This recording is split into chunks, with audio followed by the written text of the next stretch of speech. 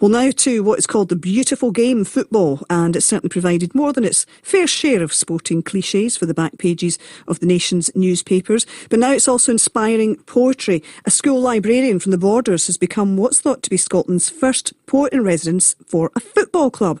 Each week, Thomas Clark follows the fortunes of Lowland League side Selkirk when he records in verse not just the ups and downs of the present team, but the history of the Sooters, as the club is known. Our reporter Bob Dixon went to Selkirk to meet the footy poet as the team prepared for an important match. It's Scottish Cup Day in Selkirk, and all things are richt. The redness on the leaves like yon, the shining on the water like yon. Ach, it is a perfect day. A joke for the guy or the cynic and the pessimist, who woke up sure it would be coming down, and no a cloud in the sky, nor a drap on the breeze, hints at the troubles ahead. Thomas Clark has been dabbling in poetry for years, but it's comparatively recently that he's been writing for publication. He's a lifelong football fan and a former player. He thought, what better way to combine his love of poetry and the beautiful game than to offer his services as poet-in-residence to the club he supports.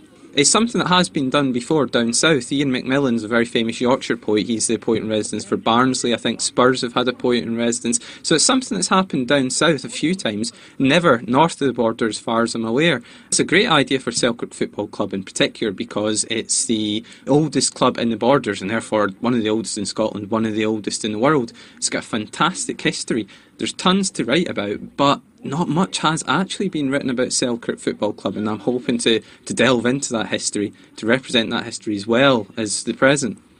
Team photo, Selkirk, 1946. The war was our. It was a cranrich day. The committee men no sure where to stand, or dot it all around, lying jackets and peaked caps, watching the photographer with jealous eyes. It's more like Jimmy Cagney, Alan Ladd. You couldna ween what things they've up their sleeves. Like black marketeers. We want to get people interested in football who maybe wouldn't otherwise be interested in it, and similarly interested in poetry who maybe otherwise wouldn't be interested in poetry. For me, poetry is basically about conflict, and that's why it's particularly fitting to have a poet-in-residence at the level of Selkirk Football Club. At Selkirk, it's conflict all the time. It's conflict to get games happening. It's conflict to get players on the field. The actual football part of it is the smallest part of the conflict, keeping the club going. That's the real conflict, and that's what the poetry here is about. What is it about the beautiful game which inspires your poetry? Football, for me, it's about supporters. It's about the community around the club. That's what interests me. Down here, supporters are the life of the club. If you're at a bigger club, then all you have to write about is success, which might sound like great fun, but it's actually fairly boring. Most people's lives aren't an endless procession of success and trophies and awards. Most people's lives are ups and downs, and what I'm hoping to write about with Selkirk is the struggle against sometimes insuperable odds. That's much more interesting to me as a poet. Do you think your poetry inspires the team when it gets on the field? I think there's a lot about Selkirk Football Club to inspire our players besides the poetry. My poetry is really more about giving pride in our club to the community rather than to the players in particular. No problem, let's go, I'm trying to myself up. On this dismal Dreich Saturday afternoon, the Selkirk players are out here on a rain-soaked and wind-swept pitch, warming up for their Scottish Cup tie against civil service strollers. Watching from the touchline is the chairman, Ross Anderson, who readily embraced the idea of the club having its own poet. Some people might think that football and poetry are strange bedfellows. Well, possibly, especially if you've seen our team play. But no, not at all. It is a passionate game, and there's the excitement, the drama that goes on every Saturday in the 90 minutes, and obviously the poetry can reflect that. What was the reaction in the dressing room when you told the players they were going to have a poet watching them every week? They were like, what's this, Chairman? What are you up to now? But they've taken really to it. How do you hope the club will benefit from having a poet in residence? It already has. The publicity of it has been absolutely phenomenal, and it has encouraged people who maybe wouldn't come to football. They're now coming. You know, they're buying the football club's programmes, but it's got poetry from Thomas in it. People who wouldn't consider, you know, football in the same sentence as poetry, it's now connecting them together, and it is bringing in crowds. There's no doubt about it. Well, here in the Selkirk dressing room, the player-manager Gary O'Connor is about to get his pre-match talk underway. Gary, what do you think of the club having its own poet?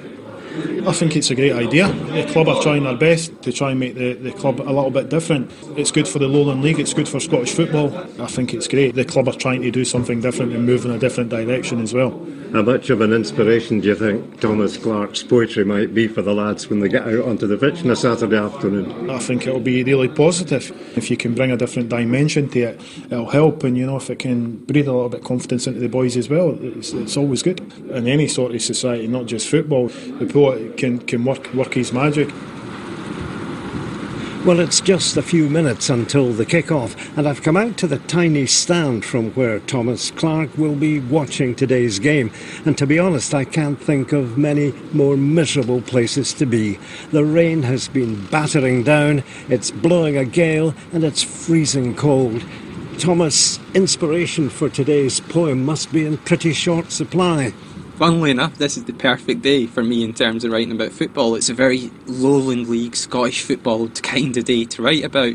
These are the days you actually do want to write about football, and these are the days where football gives comfort to people. It's a cup match today. Will that give you a little bit of added inspiration? Oh, definitely. Cup matches are hugely important to clubs at our level because over the course of one game, Selkirk can achieve something like glory, I suppose.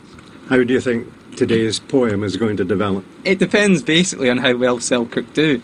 Selkirk to me is something individual, it's not generic, and what I'm hoping is I can write a poem today that reflects the specificity of this particular game in this particular town at this particular time. So hopefully something will happen during the game that captures my imagination and that is worth writing about.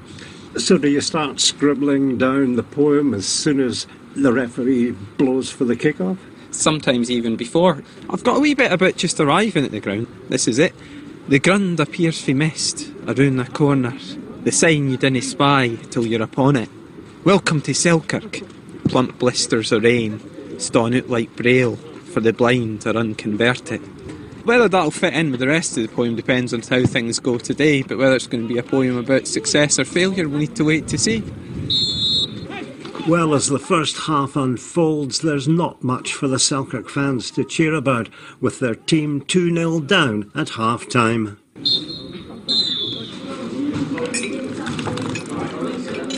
Well, I've come into the clubhouse at half-time for a warming mug of soup and a hot pie, but more importantly, to speak to some of the Selkirk fans about their club poet. It came as a huge surprise, so it did. It's fantastic. I think it's a brilliant idea. Try to get the two groups of people together, people that like poetry and people like football. Superb, you know. No surprise at all. Thomas writes a lot of good stuff. In a football match, as you know well yourself, there's so many things happening at a time, loads of things that you could write about. How big an inspiration do you think the poetry is for the guys once they get out onto the pitch? I think it's a great inspiration for them, and it also gives people an insight into what we are all about, what we're trying to achieve at Selkirk, on and off the park. How good an inspiration do you think the team is for Thomas's poetry? A big inspiration, both good and bad. When they win, cheerful poetry, but sadly sometimes there's defeats as well, so it's probably quite good for a man of literature. Well, the second half didn't provide any more cheer than the first for the Selkirk faithful. And when the final whistle blew, a convincing defeat had ground the suitors' hopes of Cup glory into the mud of Yarrow Park. Well, the final whistle's gone, and a 4-1 defeat, Thomas. Not much to inspire the poet. Well, you'd think. It was pretty grim, but then poetry's about trying to find the redeeming qualities in the grim. We scored the goal and we were almost on the verge of coming back at that point, and that's what I've written my poem about. The grund appears fae mist around the corner. The sign you dinna spy till you're upon it. Welcome to Selkirk. Plump blisters of rain ston out like braille for the blind or unconverted.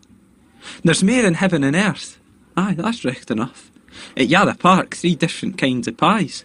In Bovril too, our polystyrene cups. The breaths are eyes like steam, our eyes like sighs, our eyes like lofted bows into the skies, our eyes like lifted hairs, like lifted eyes. Both baw and breath alike on winter winds are blown into the box, while old men, wise, remembering, nod their heed fae turtlenecks, jut out to meet a cross 4 decades late, and strollers goalies lunging, beating, fawing. In the front row, he sees his father, watching. But the suitor's gone mental. Wee jawed big Gaz, the Ettrick Valley echoes with unburdened seats. Yin pumps his fist at something, running past. A bud of joy amasses in the sleet. Then celebrations end. With horns outstretched, they peel a pear in blossoms blue and white. Drift back towards the line. For now, there's time, though the dark is herding fast. The day turns night, the ball is waiting.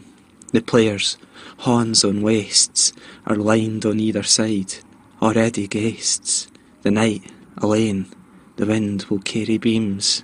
Our fields where other poets once dreamt dreams. How wonderful. Thomas Clark, Selkirk Football Club's poet in residence. My thanks to Bob Dixon for that gorgeous report.